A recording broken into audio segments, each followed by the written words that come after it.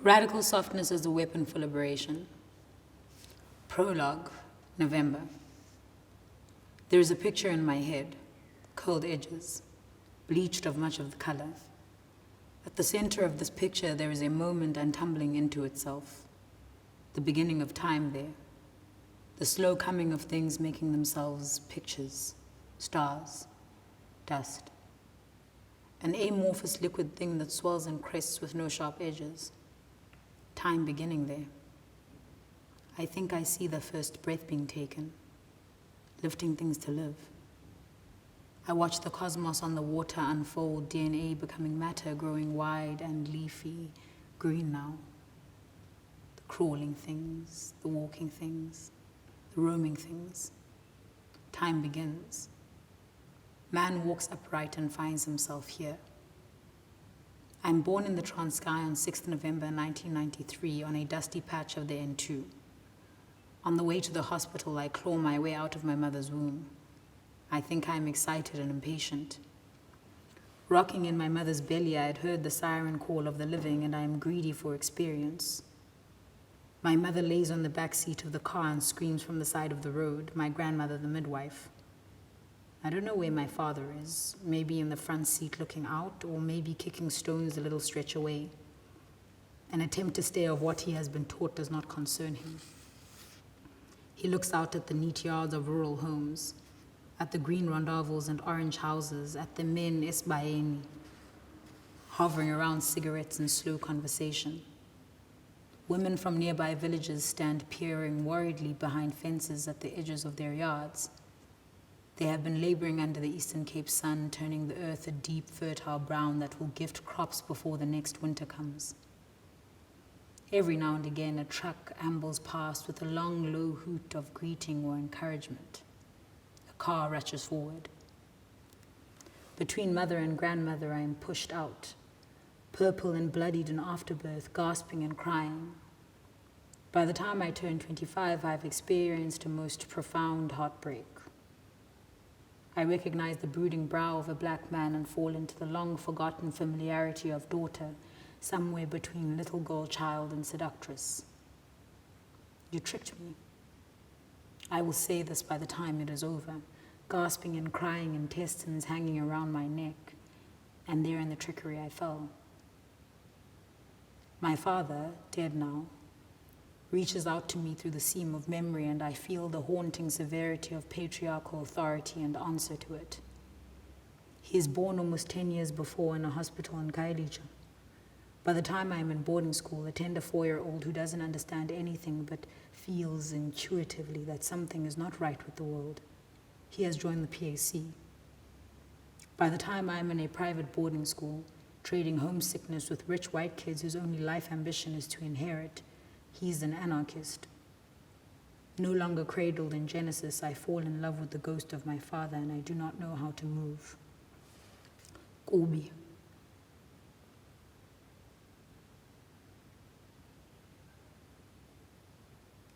May.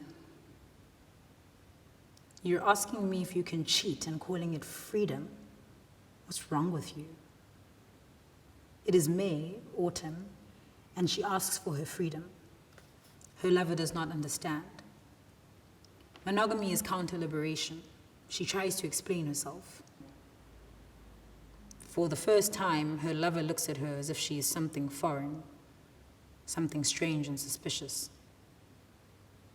Her lover stands at the doorway of her bedroom. The walls are clean and white container. She's collapsed at the bottom of her lover's bed, crying and pleading, and says to her, "We're both pretty smart, we can figure this out." Her lover's brow is pained and furrowed, but she will not cry tonight. No, we can't. It goes on like this. Years of a relationship wept out and drained in 4 hours or less. She is clinging to the memories of her lover's face in sleep, the slow, soft blinking of eyelashes looking at her seeingly. How clean everything always is, white and pristine. Her lover's hair is sleep-frazzled and redder than ever in the pinkish hue of her bedside lamp. She is exhausted. It is 1 a.m. and she answers in short, clipped phrases, her breath enough only for the rhythmic pumping of pain through the blood. They are at an ideological impasse. At the end of it, there is no more touching, just the gaping wound between them. I will scrub myself of myself until I am clean enough for you, worthy of you. She knows her lover will not wait. I do this dance of vulnerability under the hooded gaze of your bedroom lamp. I am naked before you and real. Nothing but pink, all inside mush, pink. Salmon-like tongue forced round carcass like I am flayed or pulled inside out. I ooze, lush and wet and simpering whisper, hoarse throat unsure, asking you, I'm scared. Am I safe here? Your arms circle and surround and you lie to me. Yes. And I, on different landscape, curling into wet, hollow petri dish, spilling out, yes, I open. Brave and sad, I pick at old scabs and show you where it bleeds sometimes, radically soft. Huitzi lifts her glasses and folds them on the red brick stairs, her purple lips smile and purse and pout, speaking. I want to be this, radically soft. Radical and soft, sad and brave, soft oozing wound, healing, I think I can be. I think it is not too much to ask. She pauses. June. It is June, and she has fallen in love again. She asks him who he is seeing, and he tells her that he is polyamorous, and she exhales. Here, she hopes, there exists the possibility of an ethical way to love with the wholeness of herself. He is an anarchist and a feminist, a cishet who fucks like a lesbian. He is taller than her with dimpled cheeks and bright eyes. He has the most blinding smile she thinks she has ever seen. He is so beautiful to her. Not equipped to pick apart the actions of the patriarch and separate his intentions, she falls. She makes it clear. My heart is soft and open, my spirit is willing and thin with it, homie. Please be kind to me. Okay, he says. She kisses him under the shy eyes of street lamps glaring from their dark edges. She has been living with her white housemate for 4 months now. Fresh black graduate, anxious for a roof in the suburbs of Cape Town, she had asked her white friends to finesse their connections. In February, she had been introduced to a new housemate by their mutual friend, and she finds fresh ground to root. Theirs is a 2-bedroom flat in Mowbray. In their lounge, 2 fading blue couches and a fireplace. They live on a corner street close to Main Road with its Pan-African spill of hairdressers, tailors, electronic shops, and internet cafes. I'm going to ask you 3 questions and then probably make a statement. He looks at her from the sides of his eyes. Okay. You don't have to answer. I know. She had asked him 3 questions, and to his credit, he'd only lied about 1, or obfuscated, or omitted. The last few women he was with had set his car on fire. 4 women who'd banded together for purposes of justice, torched his tires in broad daylight, holding up placards of demonstration. Injamaiche, 1 patriarch, 1 bullet. He has not told her the story yet as she lowers herself in a loose pink dress on him. He is still sitting on the couch, now and again clutching the hot mug of rooibos without sugar and without milk, like she drinks it. But she is having wine tonight.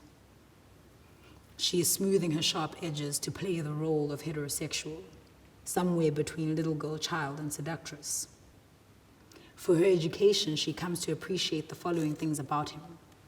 He is black, he is political, he is from the township. He says to her the 3rd time they are intimate. Small talk with white people in the suburbs isn't really my thing. He is an appropriate whip for her self-flagellation.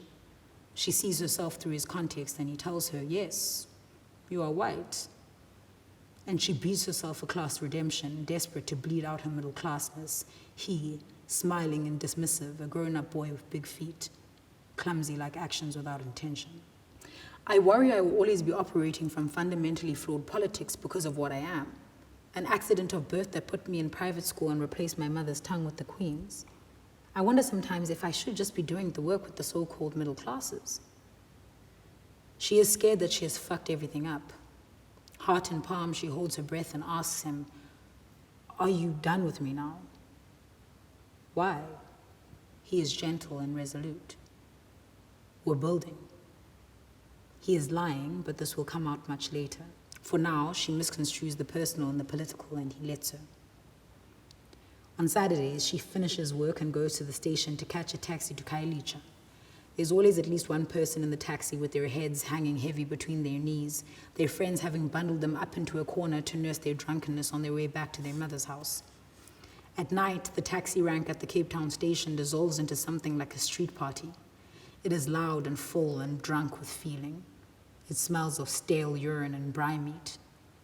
We drive on the N2 past Pinelands, Langa, Guguletu, Crossroads, Drift Sands, and on to Muwe where the M32 turns a corner to the place where black people are always dying, curious outsiders bumper to lay witness to wreckage.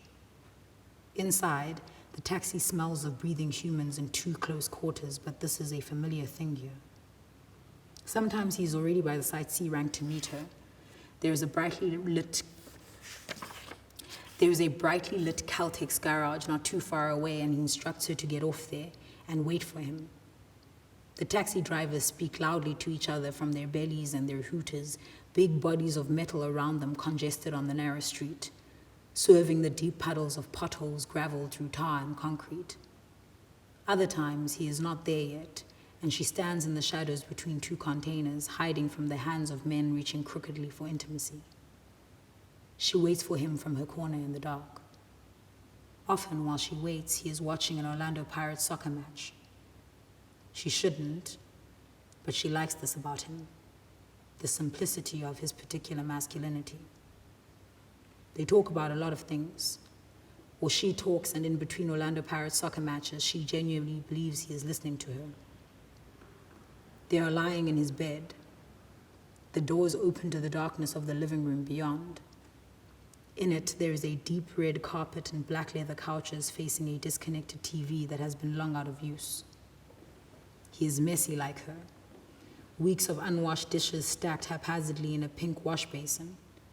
She has taken off her shoes outside the door to his room. His linen is striped and his bed is unmade. And from the window, she sees the neighbors' rooftops and the street lamps coming on as the daylight fades. They speak quietly to each other. He says to her, "I have always been poor." Says it like it is his, like it is the something that he knows for sure. She envies him this clarity of place. He is a man, he is an anarchist, he is poor. He wears the last like a defense. Later, her friends will laugh and call it a smokescreen for pathological misogyny, and she will not disagree. But now, clothed in her cloak of middle classness, he feels so distant to her. Those like her, they have always been so foreign to him, though he has had many of them, as foreign as white women with strands of blonde hair like wheat fields on his pillowcase. She tells him that she sees him and he is beautiful to her. She tells him that she feels safe, and he tells her there is nothing wrong with that. She asks him, what is polyamory? And he says to her, free love, anarchist love.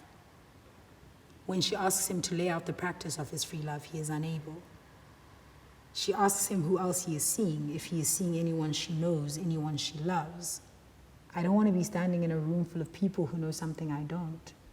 Please don't make a fool of me, she says. I am what you are. I am open.